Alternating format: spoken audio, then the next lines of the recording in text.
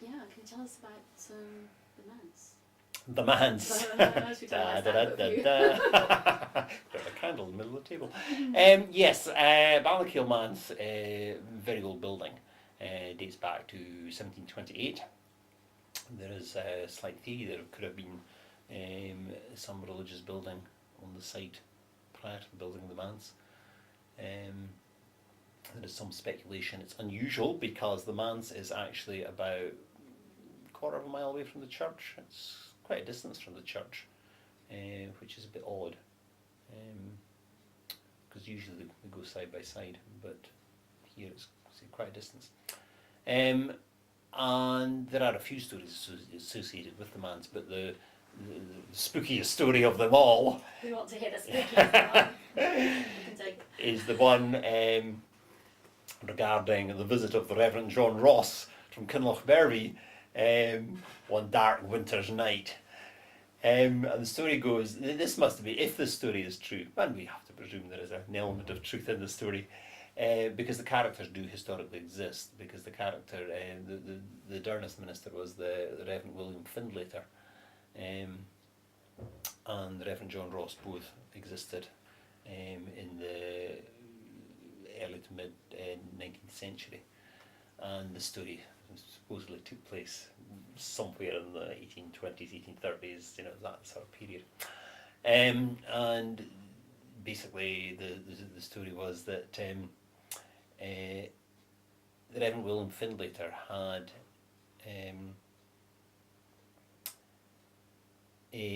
invited his neighbouring minister to his house. It was supposed to be Christmas Eve.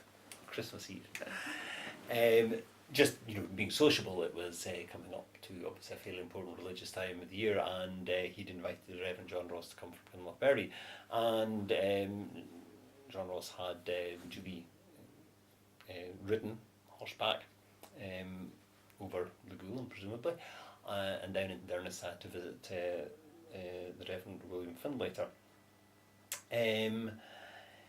When John Ross arrived, he found the Reverend William Findlater in some state of agitation, and wasn't quite his usual self. He was actually a very affable, very intelligent man. But when John Ross arrived on Christmas Eve during the day, he found Reverend Findlater to be actually quite withdrawn and quite cagey, and a bit upset. And as the afternoon wore on, couldn't, fathom what was wrong with this normally chatty man. Anyway, of course, at the time of year when things get dark, the plan had been he would stay overnight and return to Kinlochbervie on Christmas Day. And as the day wore on, the evening got dark and so on, it was early evening. And the two men were sitting alone in the study when there came a rap to the front door, rat-tat-tat-tat-tat. And at that point, the Reverend Findlater got very upset and very agitated and made an excuse, said, "Oh, could you go and answer the door? I must go see to the stove through in the kitchen." And John Ross thought, "This is very strange. What's going on here?" And so he thought, "Yes," off he went and slid the bolt on the door and drew it open. Dark night, wind, snow. And there, to his absolute horror, on the doorstep was a man in a death shroud. He was wrapped in the death cloak of blood oozing between the bandages of the face. He was horrified, absolutely horrified, screamed, slammed the door shut, and rushed back through to the study, said, "You knew that was going to happen," accused Findlater of setting up. I said, "You knew, that's why you've been so upset all day." And Reverend Findlater, he broke down and said, "Yes, I know, I'm terribly, I know it was wrong of me, I should have told you, I should have warned me, but last night before you came, the same thing happened. I answered the door, and there on the doorstep was the man in the shroud, and he asked he wanted you, he said he wanted you, John Ross. He was looking for John Ross," and I slammed the door in the face and so on, and he said he had this fear all day that the apparition would reappear that night. And sure enough, it did reappear. John Ross would have no more of it, and he was leaving the house. He was so horrified at his friend's behaviour and what had happened that immediately left and headed back to Kinlochbervie in the dark. Needless to say, when daylight broke the following day, he had still not returned home. And a search party was put out to look for him, and he was found. But in fact, his horse arrived home first, and they sent out the search party, and he was found on the Goulin, and he was in a bad way. He'd apparently fallen off his horse, but he was very white and very shocked, and he was taken back to Kinlochbervie to the manse, where within 6 days he died. He passed away, and very shortly after that his wife took seriously ill and also passed away. And it is thought, of course, that the apparition on the doorstep was there to foretell the impending death of John Ross. So the moral of the story is, never answer your door on Christmas Eve as you won't know what's there. Oh, spooky, spooky. But Yes. they've had no unwelcome callers at the manse of recent. Sorry? They've had no unwelcome callers at the manse of recent times. Not as far as I know. Okay, thank you very much. At all. Any more? That's great. So the Reverend Finlay Tanner Mhm. is the same one who negotiated the Durness riots. That's right, yes. Oh. Yeah. He was, yeah, well there's there's a number of serious stories to do with the Reverend William Finlay later. He was a leading light in the Free Church of Scotland. The Church of Scotland, as an institution, split in 1843 at a time known as the Disruption, and it was over patronage. It was to do with, prior to 1843, if you wanted to be a Church of Scotland minister, obviously you had to train you to get your degree, but the landowner had to say, you're all right, you can get the church in my parish. So it wasn't up to the congregation to say who the minister was, it was the landowner had the final say. And basically people didn't like that and said, well, this is not exactly very biblical, that a landowner should say who the parish minister is going to be. So there was a lot of fighting had gone on, and in 1843 the church was split, and William Findlater, who was very much a man of the people because he had done all this negotiation. This was just 2 years prior, because 1841 was the riots, and he had acted as the go-between and everything in that, and had simmered the whole situation down. He then led literally almost the entire congregation out of the established church into the new Free Church. And there's a very poignant story of his leaving the manse in 1840. It would have been probably would have been 1843, because he obviously was no longer the established church minister, despite the fact he still had the congregation, and they initially they met outdoors initially. I'm not terribly sure where they met. They probably had some sort of, there is a description of a meeting in a tent. So this probably did have literally some sort of tent that they met in as a church, but very quickly the existing parish church was built. It was built by 1845. But there is this story of him leaving the manse, and his wife's family, I think she was the third generation in that manse, because it was, I think it went to the father's son-in-law in the manse. So it was very much her family home, and they were put out. So it's quite an interesting little story of the difficulties they were faced, because he gave up everything. He gave up that beautiful great big house, he gave up a guaranteed salary, and he gave up to go to a church that was entirely supported by the people, because the established church was supported by, yes, people gave money, but it was the wage was really paid by the landowner. So he went to the new church, where he relied entirely upon the congregation to pay his wages and to look after him. But Free Church became very, very successful. So the school that was set up at Balnakeil, was that not Free Church? That wasn't Free Church, no. That was the school at Balnakeil, the ruined school down at the Loch, dates from 1774, and was, there is, incorrectly, it has been described as the first parish school in Scotland, but that's not correct. what happened in Durness. Durness had one of the very first schools set up by the Scottish Society for the Propagation of Christian Knowledge. So, with the SS. intention of crushing Roman Catholicism. It was really, the intention was actually to crush Gaelic language and Gaelic culture. It was actually set up with government backing, and its intention was to wipe out Roman Catholicism, yes, but it was also intended to make sure the Highlands became the same as the Lowlands, because the Highlands were always these troublemakers.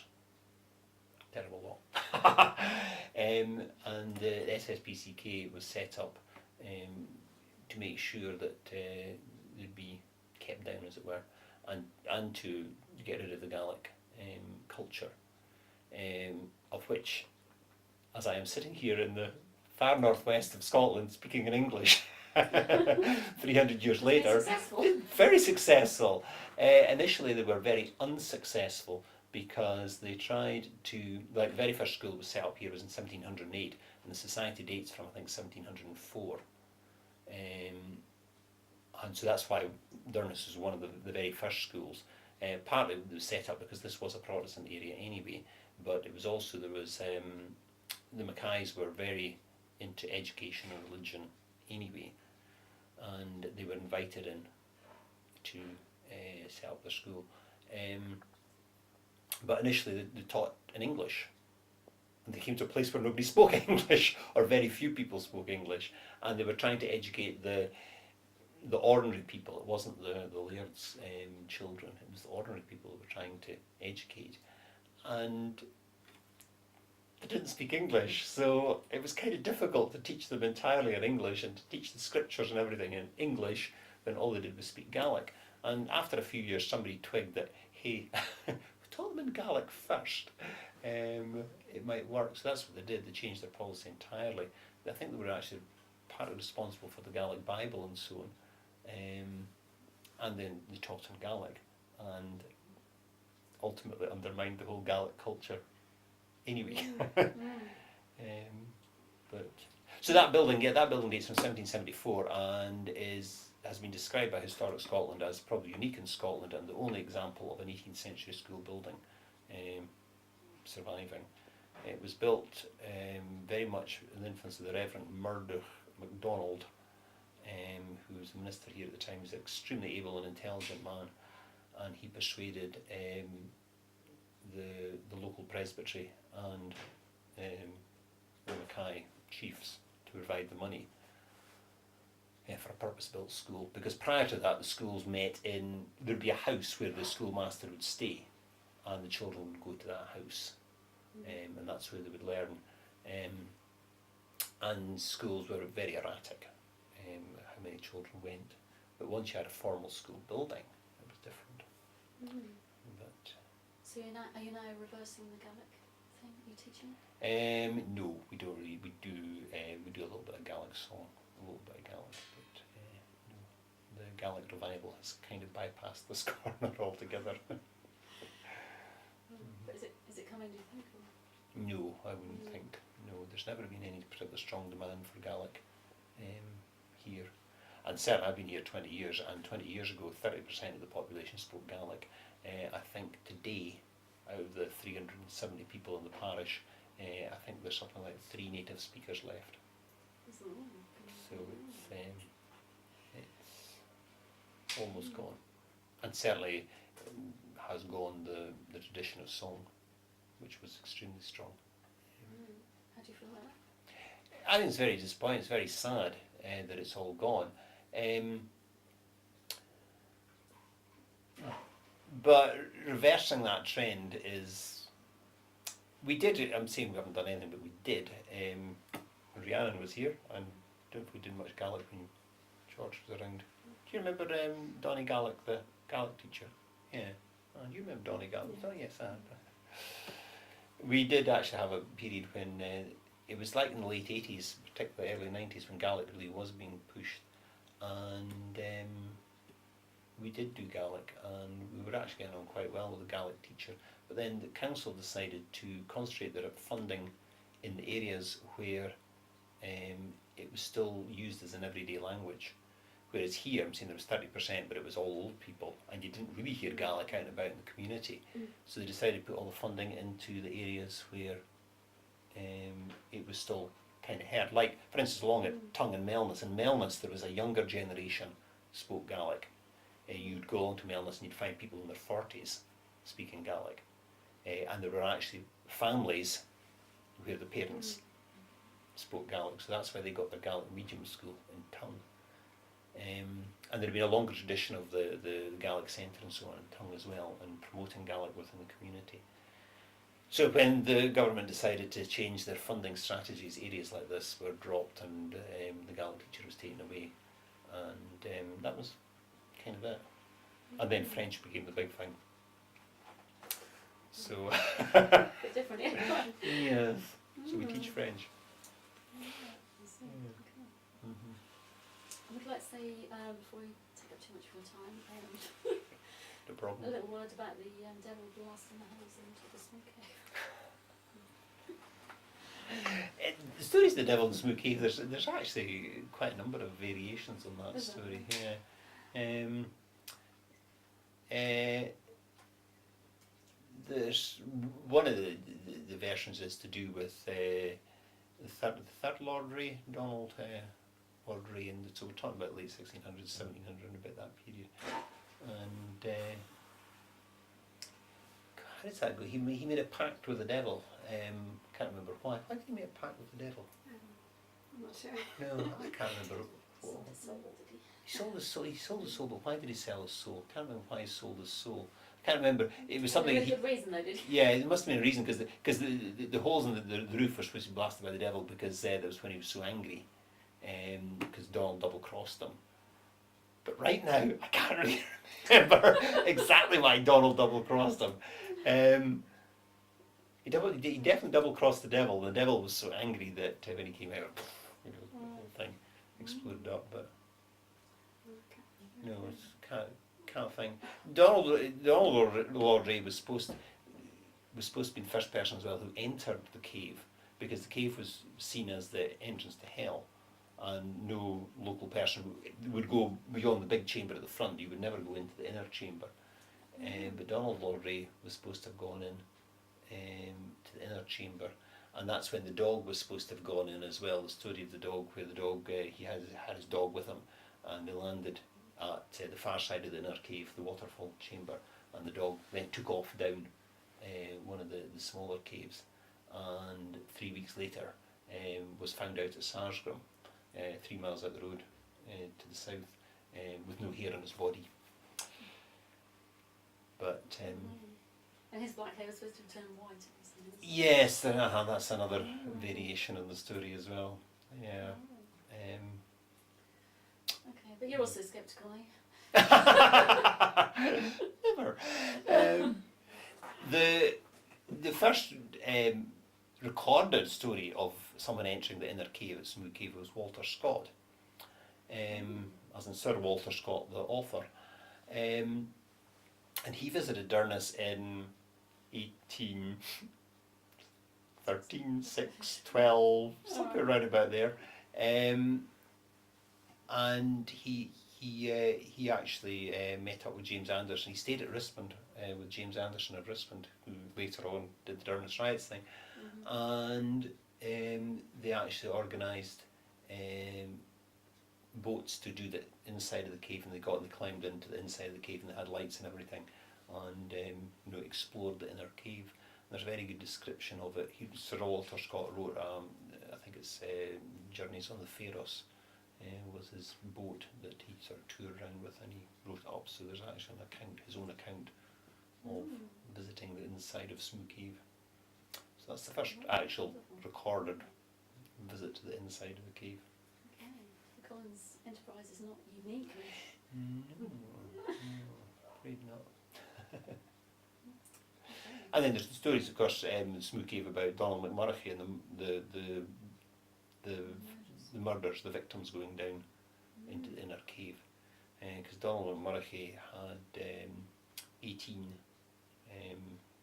victims to his name, and he was supposed to dispose of the bodies down the waterfall blowhole, the waterfall hole, simply because it was the entrance to hell. Nobody would ever go into that inner chamber. So he was quite confident that if he disposed of the bodies down there, nobody would ever find the bodies. But did they ever find?